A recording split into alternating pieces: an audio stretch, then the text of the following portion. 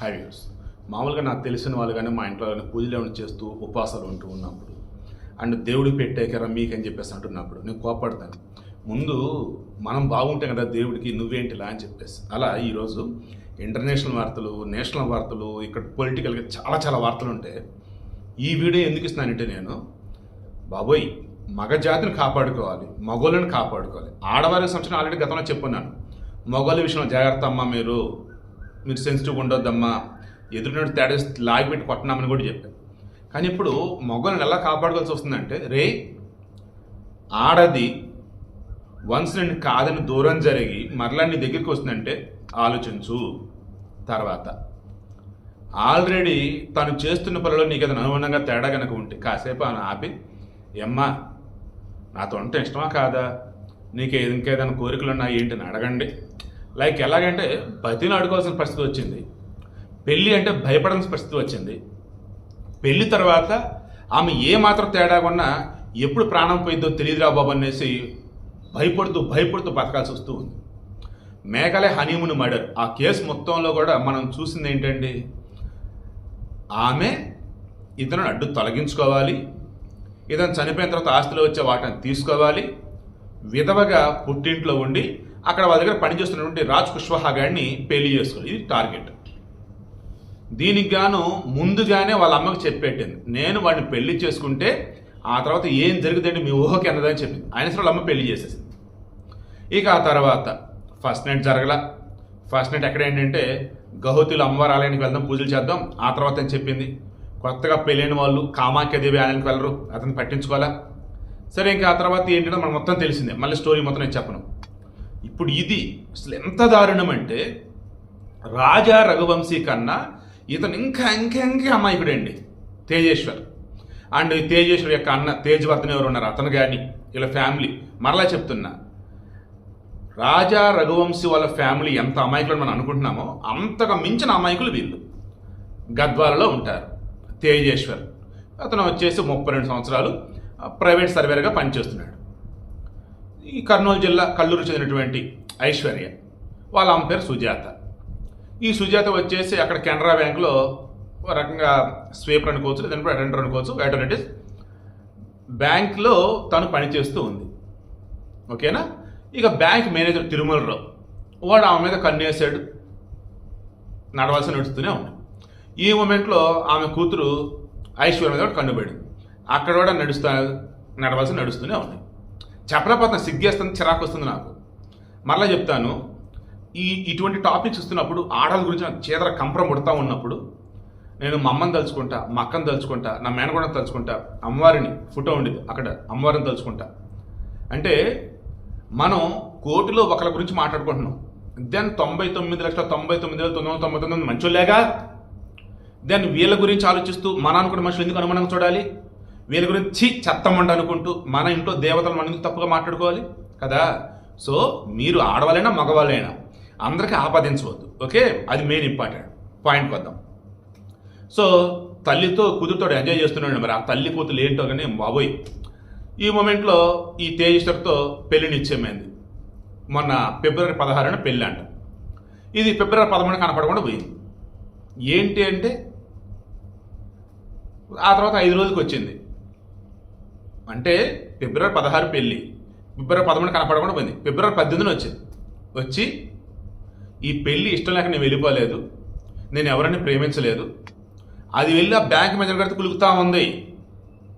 But వాడేం sketch చేశాడు, తేజేశ్వర్ దగ్గర ఆస్తుంది కదా, నీకు పెళ్ళైనట్టు కూడా ఉండాలి కదా సొసైటీలో, వాడు పెళ్లి చేసుకో, అతను వాడిని చంపేద్దాం, వాడు ఆస్తులు నీకు భాగం వచ్చింది, మిగతా మొత్తం నేను చూసుకుంటా అని చెప్పాడు.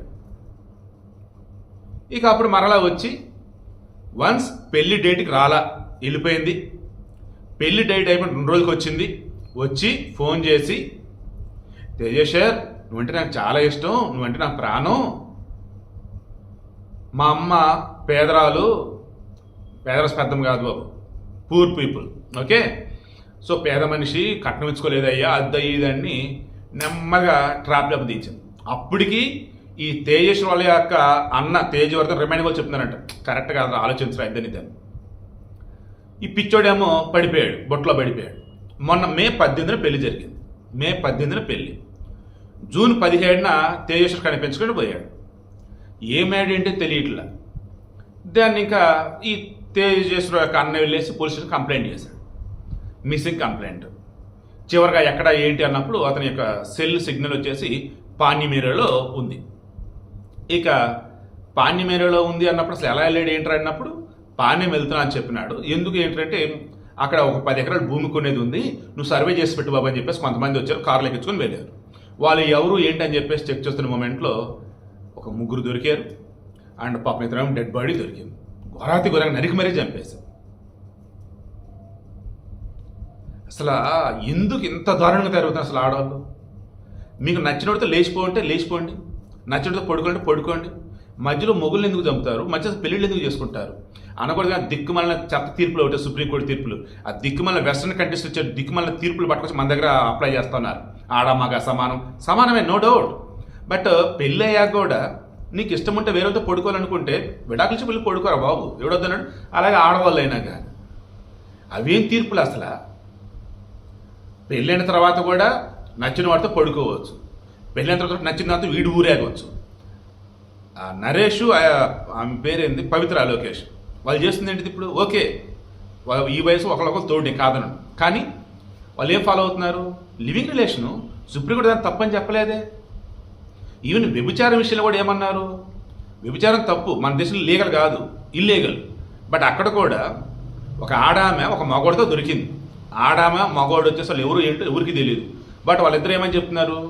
మేము ఒకళ్ళంటే ఒకళ్ళు ఇష్టపడ్డాం, సెక్సువల్ కలుద్దాం అనుకున్నాం, కలిసాము, అతను ఎవరి దగ్గర వాళ్ళదే అని అంటే కేసు లేదు. ఇంకా అది అక్కడ ఆమె వ్యభిచారం చేస్తుంది, డబ్బు తీసుకొని పడుకుంటుంది వాడితో ప్రూవ్ చేస్తే అప్పుడు ఆమెకి వాడికి శిక్ష అన్నట్టు, లేదా జరిమానేసి వదిలేస్తారు. ఏం తీర్పులో ఏమిదో నాకు అర్థం కావట్లా. హిందూ ధర్మశాస్త్రాల ప్రకారం కావచ్చు, లేదంటప్పుడు ఈ తీర్పుల విషయంలో కూడా హిందూ వివాహ చట్టాలు అనేది అంటారు. హిందూ వివాహ చట్టం అని అంటున్నారు. మరి ఒక భార్య భర్త అన్న వాళ్ళు కలిసి ఉన్నప్పుడు మళ్ళీ వేరే వాళ్ళతో ఉండకూడదు, మరి అది తప్పు కదంటే అది కాదు. ఎందుకంటే ఫ్రీడమ్ ఉంది, వాళ్ళ ఇష్టం. అవన్నిటి వల్ల ఏమవుతుంది అసలు ఈరోజు? అడ్డదిడ్డంగా అక్రమ సంబంధాలు. అరే మొబైల్లో ఆ దిక్కుమాలిన పోర్ను దానిలో వచ్చేసి చెప్తా నాకే కంపరం పుడుతుంది. వాయు వరుస లేకుండా అడ్డదిడ్డంగా గలీస్తనంగా నిత్యం ఆ వెస్ట్రన్ కంట్రీస్లో చూపించేటువంటి కొన్ని సినిమాలు సీరియల్స్ వాటిలో కూడా ఇదే దరిద్రం. అది మన వాళ్ళు అలవాటు చేసుకొని చచ్చారు. మరలా చెప్తానండి, మంచి అన్నది అంత త్వరగా ఎవరికి అర్థం కాదు. చూడండి, ఈజీగా అర్థమైంది. నేను ఒక మంచి వీడియో ఇచ్చా, అదేవిధంగా ఒక క్రైమ్ రిలేటెడో లేదన్నప్పుడు ఇంకొంచెం క్రిస్పీగా కొంచెం ఉండేది ఇచ్చా. ఈ మంచి వీడియోని ఎంత బాగా చేసినా ఈలోపు ఇది ఉందే, తర్వాత ఇచ్చిన వీడియో ఉందే క్రిస్పీగానో హాట్గానో ఇంకేదో అది వెళ్ళిపోయింది దూసుకొని.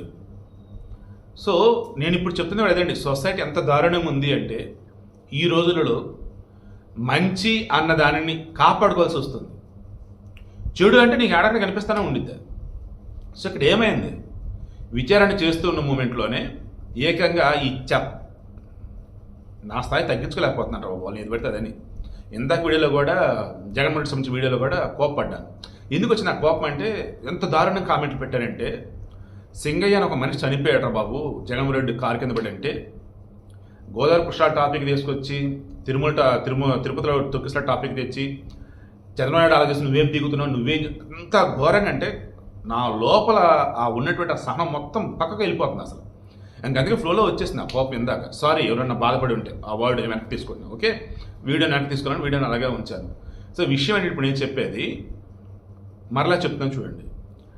ఆడవారు ఒక్కసారి గనక మీకు ఏమాత్రం తేడాగా అనిపించలేక పక్క ఆధారాలతో దొరికితే ఇంక వాళ్ళు జోలికి పోతారు, వదిలేసండి, వాళ్ళని వదిలేసండి. పెళ్ళికి ముందైనా పెళ్లి తర్వాతైనా ఏం పర్లమ్మా, నన్ను సంపొద్దు, నీకేం కావాలి అడుగమ్మా, తీసుకుని వెళ్ళిపోమ్మా. ఈ తేజస్వం చూస్తుంటే, మన రాజా రఘువంశం చూస్తుంటే నిజంగా జాలేస్తుంది, బాధేస్తుంది. ఎలా ఇంత దారుణంగా ఉంటారు అసలు ఆడవాళ్ళని? ఎలా ఇంత దారుణంగా మోసపోతారు? అండ్ ఇంత చెప్తూ డైవర్ట్ అయ్యాను కదా తిరుమల రావుతో, వాటి అమ్మ జీవితం 2400 ఫోన్ కాల్స్ అంటే స్వామి. 2400 ఫోన్ కాల్స్ అంటే నీ నెల రోజుల్లో 30 రోజులు 30 × 80. అరే నాయన, రోజుకి 80 ఫోన్ కాల్సా? ఆ పిల్లోని చంపింది మన జూన్ 17న, పెళ్ళైంది వచ్చేసి మన మే 18న. అంటే నెల రోజులలో 2400 ఫోన్ కాల్స్ అంటే ఏంది? ఇంకా తుమ్మినా గాలి పీల్చడానికి బదులు ఫోన్ చేస్తా కూర్చుందా? వాస్తవానికి తేజస్వికి అమ్మాయి గొడవ కూడా అయిందంట. ఎప్పుడు చూసినా ఫోన్ మాట్లాడుతున్నావు అద్దెని ఇది అంటున్న మూమెంట్లోనే ఇక వీడితో ఉంటే ఏది కాదు లేపేయాలి అని ఫిక్స్ అయిపోయి అలా చంపేశారు. మేఘాలే హనీమూన్ మాట్లాడడం ఒక రకం రా నాయన. ఇది దారుణం అసలు. నమ్మించి మరి ఇది చేయటం అండ్ అమ్మ కూతురు ఒకడినే ఉంచుకోవటం, ఆ ఉంచుకున్నోడి కోసం ఈ మనిషిని చంపటం. సే పెళ్లి చేసుకున్నావు కదా వాడు సంతోషంగా చెప్పాల్సిన తల్లి సుజాత సబ్జెక్ట్ కరెక్షన్ అదే అనుకుంటా. ఐశ్వర్య ఈమె పేరు, తిరుమలరావు బ్యాంక్ మేనేజర్ పేరు, ఈ పిల్లడి పేరు తేజేశ్వరరావు, తల్లి పేరు సుజాత, అంతే అనుకుంటా. అయిపోయింది, అది అయిపోయింది, సంతోషం బతకని చెప్పటం కాదు. ఆమె కూడా సహకరించిందండి చంపడానికి, మొత్తం ఐడియాస్ ఇవ్వటం కావచ్చు, లేదంటే ఎలా ఏంటి కావచ్చు. అలా కామ, నా తురాణం, నా సిగ్గు, నా లజ్జ అనేది ఒకవైపు, డబ్బు కోసం ఏదైనా ఇంకొక వైపు, మానవ సంబంధాలను కూడా ఆర్థిక సంబంధం అనేది ఇంకొక వైపు. చివరికి ఏ రకంగా తయారవుతున్నారంటే మరలా చెప్తున్నాం కదా, మంచి అన్న వాళ్ళు ఉంటే వారి గుడికట్టి పూజించాలి, లేదంటే జాగ్రత్త కాపాడుకోవాలి. అలా తయారైపోతుంది సొసైటీ. అది మధ్యలో చెప్పింది మరలా ఇప్పుడు చెప్తున్నాను చూడండి. దయచేసి మీరు ఆ చెడు అన్న ఆ టాపిక్ ఏదైతే ఉందో, ఆ మనిషి ఎవరైతే ఉన్నారో వారిని మీకు తెలిసిన వరకు దయచేసి అప్లై చేయకండి, ఓకేనా? ఓ ఊరిలో పిచ్చి కుక్క జ్వరబడింది, దాన్ని కొట్టి చంపేశారు. ఊర్లో నిర్మైన కుక్కలు ఉన్నాయి. ఆ కుక్కలు మీరు పిచ్చి కుక్కలు అనుకుంటే అట తప్పు కదా. ఈవెన్ ఆ కుక్కలు కూడా వీధి కుక్కలు అంటే, ఇంట్లో కుక్కలు అంటే, ఇలా చాలా ఉంటాయి కదా. So be practical, be positive, but ఉన్నంతలో కొంచెం తెలివిగా ఉండండి. కంటికి తగిలప్పుడు కనిపెట్టి తిరగండి. అరే అబ్బాయిలు జాగ్రత్త, అమ్మాయిలు మీకు దండం పెడతానమ్మా. గతంలో మీకు ఫేవర్గా ఎన్నో వీడియోలు చేశాను, ఇక ముందు కూడా చేస్తాను, ఇప్పుడు చేస్తూనే ఉంటా. దాని అర్థం ఏంటంటే మీరు బంగారాలు, మీరు చాలా మంచోళ్ళు అని.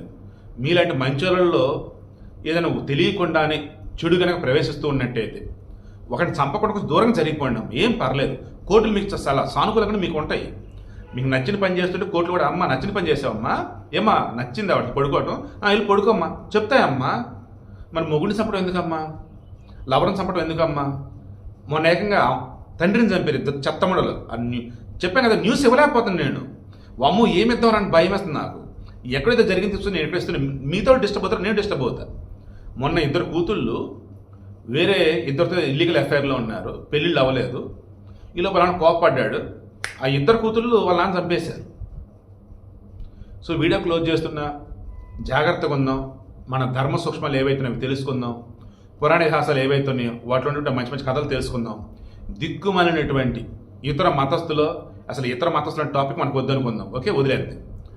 ఎందుకంటే మొన్నెవరు కామెంట్స్ పెడుతూ వచ్చారు, ఏదో ఒక మత గ్రంథం పేరు చెప్పి తండ్రి కూతురులతో, తల్లి కొడుకులతో చీ అనిపించింది నాకైతే. ఏంట్రా అంటే ఆల్మోస్ట్ పాశ్చాత్య దేశాలలో, ఈ వెస్ట్రన్ కంట్రీస్లో ఇటువంటి కల్చర్ ఈ మధ్య డెవలప్ అయిపోతుంది. Step son, step mother, step father, సవతి తండ్రి, సవతి కూతురు, దానివల్ల ఇక్కడ కూడా తయారైపోతున్నారు. అట్లా చెప్పాను కదా, చెడు అనేది అట్రాక్ట్ చేసేది అన్నట్టు. ప్లీజ్ రా, ప్లీజ్ అమ్మ, గెంచుకొక గెలిచి పనిచేస్తే మనం చేయొద్దట. మనం గొప్పగా ఉన్నాం. మన హిందూ మతం, మన హిందూ ధర్మం, మన హిందూ ధర్మ శాస్త్రాలకు సంబంధించి కూడా చూసుకుంటూ ఉన్నప్పుడు కూడా ఎన్నో నీతి కథలు ఉంటాయి, చందమామ కథలు. మన ఇంటి దగ్గర పెద్దవాళ్ళతో మాట్లాడుతున్నప్పుడు వాళ్ళు పడ్డ కష్టాలు, లైఫ్ అంటే ఏంటి చెప్తారు. ఇవన్నీ తెలుసుకొని గొప్పగా ఉందాం. దయచేసి డైవర్ట్ కావద్దు, మన సమాజాన్ని నాశనం చేయొద్దు.